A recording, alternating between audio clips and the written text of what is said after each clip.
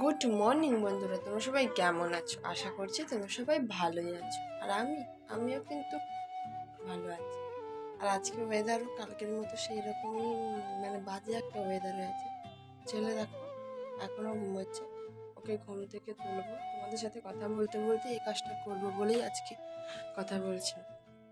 মানে এখন বাজে পুরো 7:30। ওয়েদারের জন্য আমি ঘুম থেকে উঠতে পারছিলাম না।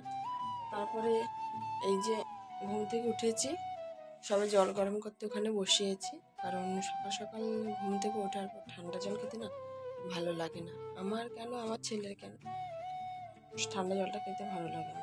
তাই জন্য গরম করতে বসিয়েছি।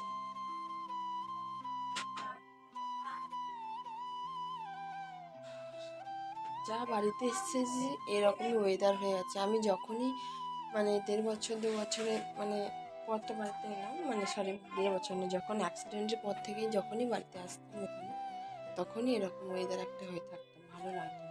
মায়ের বাড়িতে থাকলে বৃষ্টি হতো না, রোদ হতো। আর এখানে এলেই এরকম বাজে একটা ওয়েদার হয়ে যায়, মানে বৃষ্টি হয়ে যায়, ভালো লাগতো না। এখানে চারিদিকটা এতটাই প্যাচ প্যাচে কাদা যে কি বলবো, ভালো লাগে না। চলো কন্টিনিউ ব্লগটা দেখতে থাকো। ও এখনো ঘুমোচ্ছে, দেখবে ও এখনো ঘুমোচ্ছে। এদিকে দেখো, এদিকে এদিকে এদিকে এদিকে এদিকে এদিকে, হাই বলো, হাই হাই হাই হাই বলো, বলো হাই। দেখেছো এখনো ঘুম ছাড়েনি। চলো দেখতে থাকো কন্টিনিউ ব্লগটা। আজকে আর সেরকম কিছুই মানে জলখাবারের করিনি। তাই সবাই মিলে মটরশুঁটি, মাদের বাড়ি থেকে মটরশুঁটি শশা দিয়েছিল, গাজর ছিল তার সাথে, আর তার সাথে ছিল তো ধনেপাতা তো আছেই। তাই জন্য ওইগুলো দিয়ে মাখিয়ে সবাই মিলে একসাথে মুড়ি খেয়ে নেব। আমি আর এখন ছেলে খাচ্ছি, আর শাশুড়ি আর শ্বশুরের আর ওরা কেউ খায়নি, মানে আমার আর বাড়ির কেউ খায়নি। আমরা দুজন আগে খেয়ে নিচ্ছি, কারণ ছেলেকে তো স্কুলে নিয়ে যেতে হবে। তাই জন্য ওকে আগে খাইয়ে, তারপর খাইয়ে দাইয়ে তারপরে স্কুলে যাবে। ও খাওয়ার পর তো আর অনেকটা সময় নেয় তো খেতে, তাই জন্য ওকে তাড়াতাড়ি আগে আমাকে খাওয়াতে হয়। এরপর এই যে দেখো ওকে স্কুলে নিয়ে চলে এসেছি আমি।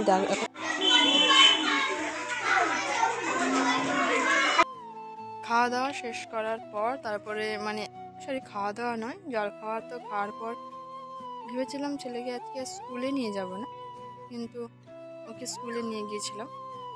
ওয়েদারটা এত বাজে ছিল বলে ভেবেছিলাম যে স্কুলে নিয়ে যাবো না। তারপর ভাবলাম না, যাই স্কুলেই ওকে নিয়ে যাই। তারপরে স্কুলে নিয়ে গেলাম, ওকে ছেড়ে দিয়ে এসে ঘরে বাড়ি একটু টুকটাক কাজ করার পর আবার 1টা নাগাদ ওকে আনতে গিয়েছিলাম। আজকেও ওর স্কুলে রান্না হয়েছিল, খিচুড়ি আর চাটনি করেছিল। তাই জন্য আমি আজকে মানে আনন্দ সহকারে বলছি যে আজকে ও কোনো পুরোটা যা খিচুড়ি দিয়েছিল ও কিন্তু খেয়ে নিয়েছে। আর আগের দিন কিন্তু ভাত খায়নি। বাড়িতে এসে আমার মনটা খারাপ হলো, ও না খেলে কী করবো, ওর শরীরটা খারাপ হয়ে যাবে ভাত যদি না। কিন্তু আজকে খিচুড়ি দিয়েছিলো বলে ও খিচুড়িটা পুরোটাই খেয়ে নিয়েছে। তারপরে ওকে নিয়ে এসে আমি নিজে খাওয়ার পর এই যে এখন তোমাদের সাথে কথা বলছি। আর সত্যি বলতে কথা বলতে এখন প্রচুরভাবে অসুস্থ, মানে মানে খারাপ লাগছে শরীরটা।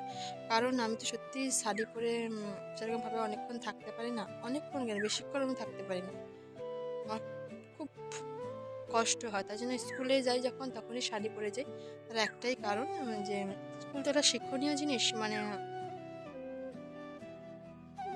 স্কুল একটা মানে ছোট্টবেলা একটা স্মৃতি, যেরকম সেরকম একটা শিক্ষণীয় অনেক কিছু স্কুলটা নিয়ে। মানে স্কুলের কাছে কিছুই হবে না। স্কুলে প্রথমে গুরু বলো, স্কুলের শিক্ষকরাই প্রথমে আমার ছোট ছোট বাচ্চাদের গুরু হয়। তারপরে তো মা বাবা তো সাথে থাকেই, কিন্তু মা বাবার পরে শিক্ষণীয় স্থান হলো স্কুলের মানে শিক্ষক। তাই জন্য ওখানে যখনই যাই তখনই যে কাপড়টা পরে যাই, নাহলে বাড়িতে সবসময় যা পরি তো অন্য কিছুই পরি, তোমরা জানো, নাইটি পরি বা চুড়িদার পরি, যাই পরি, কিন্তু যখন স্কুলে যাই তখন এই কাপড়টাই পরে যাই। ছেলেকে আনার পর তারপরে এসে খেলাম। আজকে আমাদের বাড়িতে রান্না হয়েছে, কি জানো, আজকে রান্না হয়েছে আলু টমাটো মাখা, শিম ভাজা আর ডাল, আর কিছুই হয়নি। আমাদের বাড়িতে আজকে না অনেক সবজি হয়েছে, তোমাদের চলো ব্যাক ক্যামেরায় দেখাচ্ছি। এই যে দেখো, এটা হলো জেঠিমাদের বাগান বাড়ি। এই যে দেখেছো, এটা কি গাছ সেদিন বলছিল, আমি ভুলে গেছি। এই যে এটা মক্কা গাছ লাগিয়েছে, আর এটা পেঁয়াজ, আর সেদিকে শালগম, সেদিকে আলু, আর সেদিকে তারা দেখাচ্ছে, তোমার ব্যাক ক্যামেরায় দেখাচ্ছি আমাদের মূলো গাছ, দেখেছো। কতটা অনেকগুলো মূলো হয়েছে। যখন মায়ের বাড়িতে যে গিয়েছিলাম তার আগে ছোট ছোট ছিল, এখন বেশ বড় বড় হয়ে গেছে, দেখেছো? ভালোই মূল্য হয়েছে। আর এই যে শালগমও হয়ে গেছে, অনেক শালগম হয়েছে।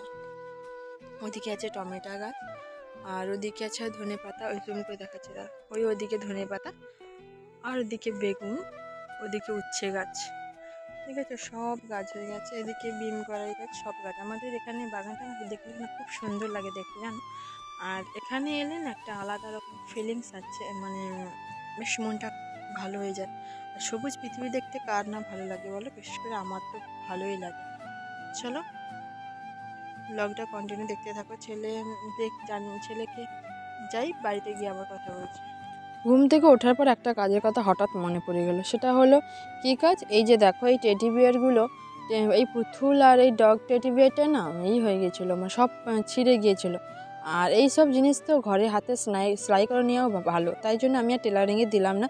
আর ডল তো আর টেলারিংয়ে দেওয়াই যায় না, তাই জন্য ওকে আমি হাতে বসে সেলাই করে নিয়েছিলাম। সব জ্যাকেট যাই বলো, সব সেলাই করে নেওয়ার পর এই যে দেখো, আমার ছেলে আর ভাইপো ওরা এখন বসে বসে মুড়ি খাচ্ছে, দেখেছো? ওরা না সত্যি কথা বলতে সন্ধ্যার সময় কখন এসে বাড়িতে কি খায়।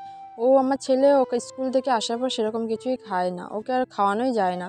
সবজিটা খাওয়াও হবে কিন্তু ও খেতেই চায় না, তাই জন্য ওকে আর সবজি টবজি খাওয়ানো হয় না। সন্ধ্যার সময় দুটো মুড়ি খাইয়ে দিই, আর আমি খাওয়ার সময় কিছু ওকে হালকা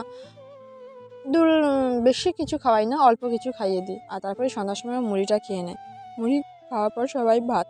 আজকে আমাদের বাড়িতে রান্না হয়েছিল শালগম আলু ভাজা,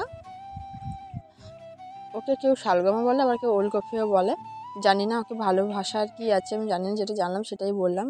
আলু ভাজা আর সকালে ডাল ছিল, ওটা দিয়ে সবাই খেয়েছে। আর সাথে তো আমার গরুর তো মানে দুধ আছে, দুধ দিয়ে কেউ ভাত খেয়ে নিয়েছে। তারপর দেখো ওকে গরম জল করে নিয়ে এসে জল খাইয়ে দিলাম প্রথমে। আর ওই জল খাওয়ার পরে বললো অনেকটাই জল দিয়েছো মা আজকে। আমি বললাম ঠিক আছে খেয়ে নে, খাওয়ার পর দেখবি ভালো লাগবে। তাই জন্য ও জলটা খেয়ে নিল, তারপরে আমি এক গ্লাস গরম জল খেয়ে নিলাম।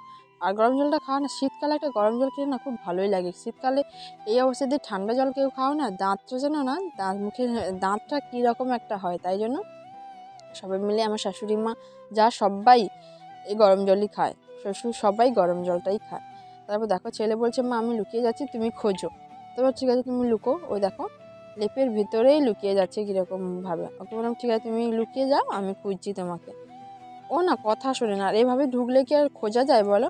আর লেপটা তো গুড়িয়ে যায়, আর আমি তো এই অবস্থায় তো লেপটা টানতে পারি না, আমার হাতের পক্ষে না খুব কষ্ট হয়। আমি লেপটা যখনই টানতে যাই তখনই না খুব কষ্ট হয়। তাই জন্য ওকে বললাম তুমি এভাবে ঢোকো না, আমি খুঁজতে পারবো না, তুমি অন্য কোথাও গিয়ে লুকো। কারণ আমি এভাবেই লুকোবো। তাই জন্য ও এরকমভাবেই লুকিয়ে যায়। ওষুধ খাওয়ানোর পর দেখো ওই যে লুকিয়ে গেল, লুকিয়ে যাবে, তারপরে আমাকে আবার ওখানে খুঁজতে হবে। ও না প্রচুর দুষ্টুমি করে। তারপর দেখো এই যে দেখেছো কীরকমভাবে দেখো লেপের ভেতরে ঢুকে যাচ্ছে, এবার আমাকে খুঁজতে হবে।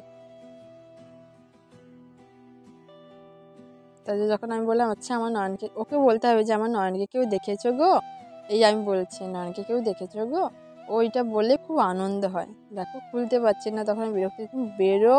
তাই জন্য বেরিয়ে পড়েছে, দেখ কীরকমভাবে উকিয়ে দিচ্ছে, খুব সুন্দর লাগছে। আমার ইউটিউব ফ্যামিলিকে টাটা।